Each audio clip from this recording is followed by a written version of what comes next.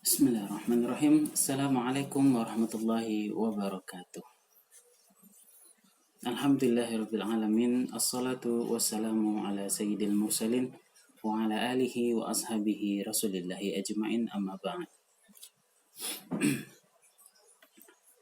Mahasiswa yang saya hormati, alhamdulillah pada kesempatan kali ini kita bisa melanjutkan materi bahasa Arab kita, yaitu masih dalam buku yang sama, yaitu buku Durusul Lughah Al-Arabiyah jilid pertama yang ditulis oleh Dr. Fa Ibrahim dari University Madinah. Mahasiswa yang saya muliakan, alhamdulillah pada kesempatan kali ini kita masuk pada materi baru. Apa itu materinya? Nanti kita akan lanjutkan. Nanti akan kita bahas kembali. Salam dan salam tak henti-hentinya kita hadiahkan kepada Rasulullah Sallallahu Alaihi Wasallam beserta para sahabat, para keluarga, dan kita berdoa semoga ke depan kalian juga mahasiswa-mahasiswaku selalu dalam keadaan sehat walafiat, walau bagaimanapun keadaan di sekitar kita, walau bagaimanapun keadaan di bumi ini.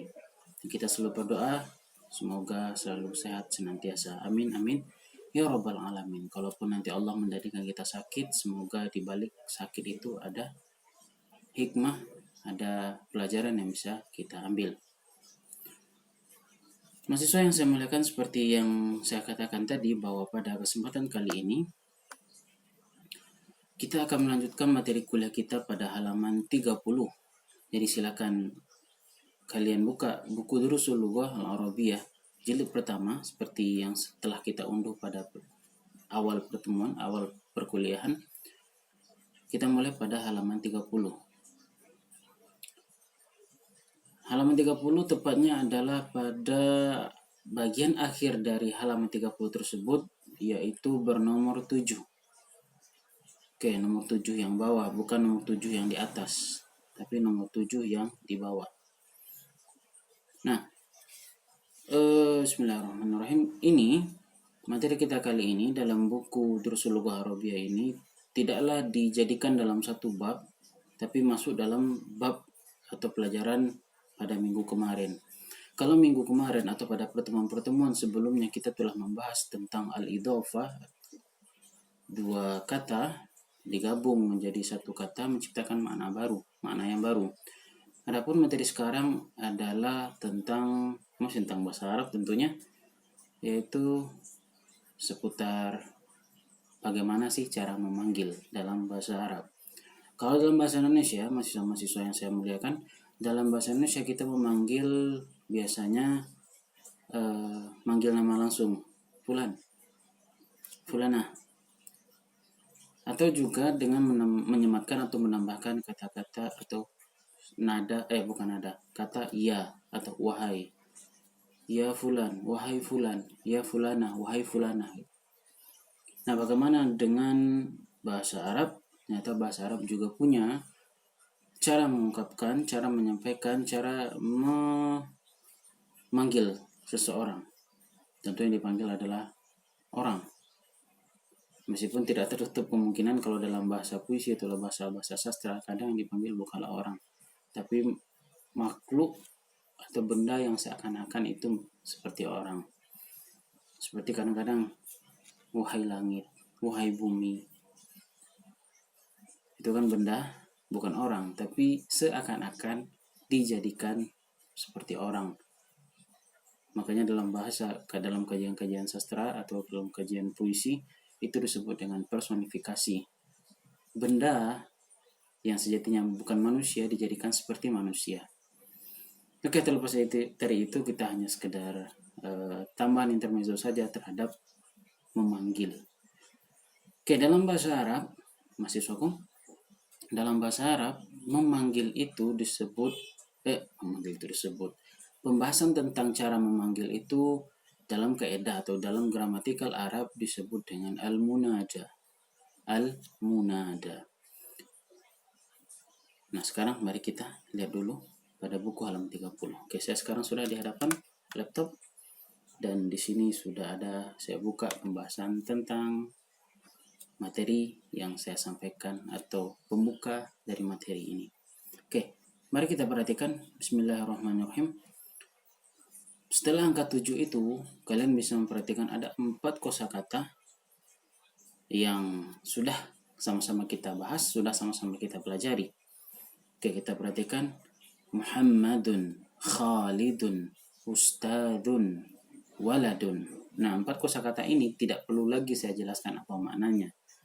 Dan saya berpositif thinking, saya berpikiran positif bahwa kalian sudah tahu. Dan kata-kata ini sudah lazim kita dengar. Muhammad itu nama orang, Khalid nama orang, Ustadun profesi guru, Waladun itu anak kecil. Nah, kalau kita memperhatikan dari 4 kosakata tadi itu tidak ada yang aneh. Ya, seperti itulah dia. Muhammadun. Dia bertanwin di belakangnya, kan tidak ada yang mengawalinya, tidak ada huruf jar. Tidak ada alif lam, makanya dia bertanwin Muhammadun. Di bawahnya Khalidun. Tidak ada yang menghalangi dia untuk bertanwin. Tidak pakai alif lam dan tidak ada yang mengawali sebelum kata Khalid tadi, Khalidun. Ustadun. Ya, tidak ada yang menghalangi dia untuk bertanwin. Waladun, demikian pula. Tidak ada yang menghalangi untuk bertanwin. Makanya dia bertanwin sesuai dengan haknya. Karena dari dulu kita sudah membahas, saya sudah menyampaikan bahwa sebuah kata jika tidak pakai alif lam itu punya hak untuk bertanwin. Ya, memang pengecualian. Ada tidak semua kata dalam isim dalam bahasa Arab ini boleh bertanwin. Tapi dari nama-nama tadi, kosakata tadi itu semuanya bertanwin. Makanya dibaca Muhammadun, Khalidun, Ustadun, dan Waladun. Dan dalam buku juga, si penulis buku juga menyematkan, juga memberikan isyarat, memberikan tanda bahwa harokat akhir masing-masing kata itu adalah tanwin atau dhammatain. Oke, sekarang yang jadi titik fokus kita berkenaan dengan judul atau tema kita kali ini adalah kata setelah titik 2 di masing-masing kosakata tadi. Perhatikan, Muhammadun titik 2, setelah itu apa? Muncul di sana ada ya. Ya Muhammadu. Perhatikan dalam buku itu harokat terakhir dari huruf dal dari kata Muhammadun. Ya Muhammadun.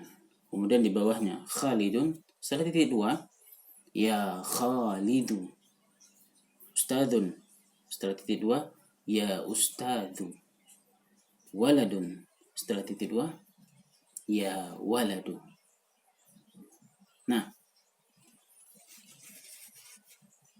kalau hanya sekedar meniru saja, memang belajar bahasa kadang-kadang diawali dengan meniru. Rata-rata bukan kadang-kadang, rata-rata kita belajar bahasa itu meniru.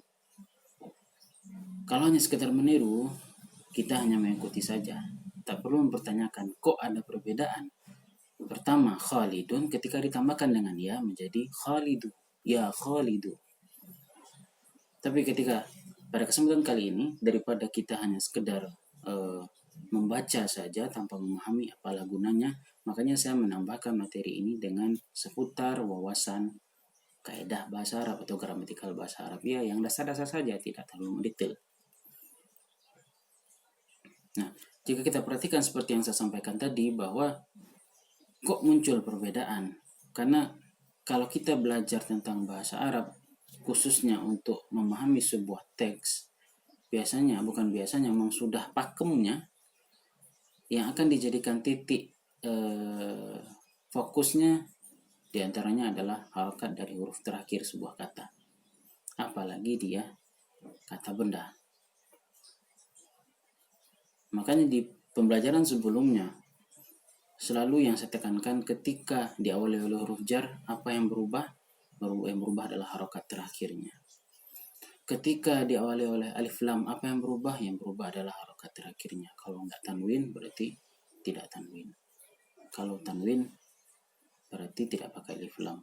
Kalau pakai alif lam tidak tanwin, dan seperti dan sebagainya. Muhammadun titik 2 setelahnya berubah menjadi ya Muhammadu. Ya Muhammadu.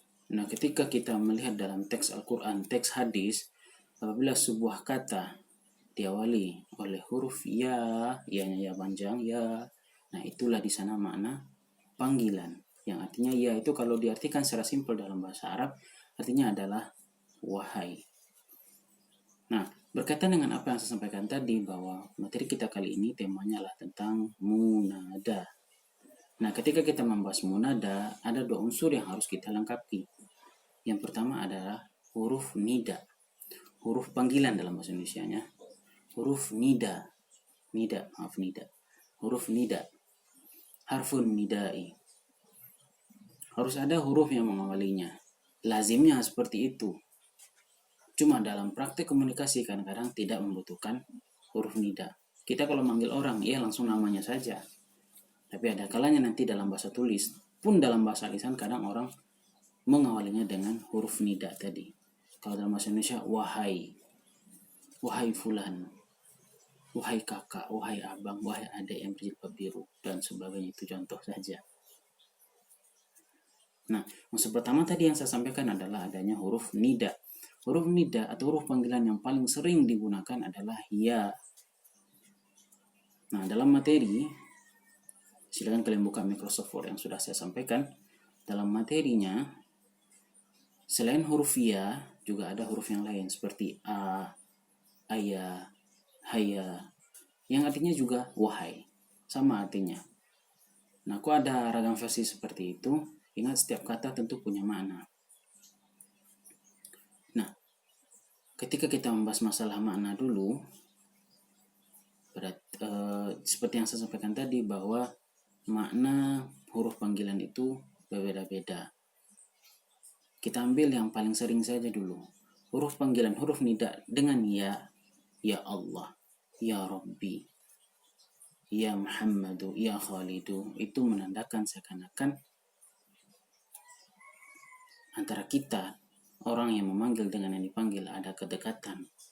Dan seakan-akan juga ada jarak antara kita dengan orang yang kita panggil. Itu salah satu pemahaman pendalaman makna penggunaan dari kata ya dalam bahasa Arab. Namun ketika kita melihat dalam teks Al-Quran, ya tepatnya sebelum hadis juga ada kayak gitu kok. Kita ambil contoh dalam teks Al-Quran, Allah kadang-kadang dalam wahyunya dalam Al-Quran juga menggunakan kata ya. Seakan-akan dengan menggunakan kata ya, Allah memanggil umatnya dengan mengawali dengan ya. Apalagi kita sering dengar ya ayyuhalladzina amanu, ya ayyuhan nas. Allah menggunakan kata-kata ya itu seakan-akan antara Allah dengan kita, hambanya sangat dekat. Wa idza sa'alaka ibadi anni fa inni qarib. Apabila hambaku bertanya tentangku atau meminta kepadaku, katakanlah wahai Muhammad, aku dekat. Allah dekat dengan kita. Ya, meskipun secara logika kita beranggapan kita nggak tahu di mana Allah, sedangkan Allah itu jauh karena secara mata mungkin tidak terlihat. Tapi yakinlah, dalam hadis Nabi mengatakan ketika Nabi ditanya tentang ihsan oleh Jibril, beribadahlah engkau seakan-akan Allah melihatmu. Seperti itu. Jadi itu salah satu pemahaman dari tafsir penggunaan kata ya dalam Al-Quran. Hakikatnya dekat, tapi kenyataannya jauh. Tapi percayalah, Allah itu selalu dekat dengan hambanya. Nah, dalam Al-Quran juga pernah disitir kalau masalah kedekatan Tuhan dengan hambanya. Kapan Allah akan dekat dengan hambanya? Ya, ketika hambanya mengingat Allah. Makanya beberapa penafsiran para ulama terhadap ayat fazkuruni azkurkum itu dalam firman Allah surah Al-Baqarah, ingatlah aku maka aku akan mengingatmu. Secara kasar orang mengartikan bahwa Allah akan mengingat kita kalau kita ingat Allah. Jadi kalau kita ingat Allah berarti Allah tidak akan ingat kita. Itu hanya tafsiran kasar saja. Tapi hakikatnya Allah selalu mengawasi, menjaga hamba-hambanya. Tinggal hambanya lagi. Seperti itu. Adapun yang lain juga ada makna yang beda. Seperti a, wa, ayah, dan haya. Itu tidak saya sampaikan di sini. Karena saya mengajarkan penggunaan huruf nida yang lazim digunakan dalam percakapan sehari-hari maupun dalam teks-teks Arab yang lain.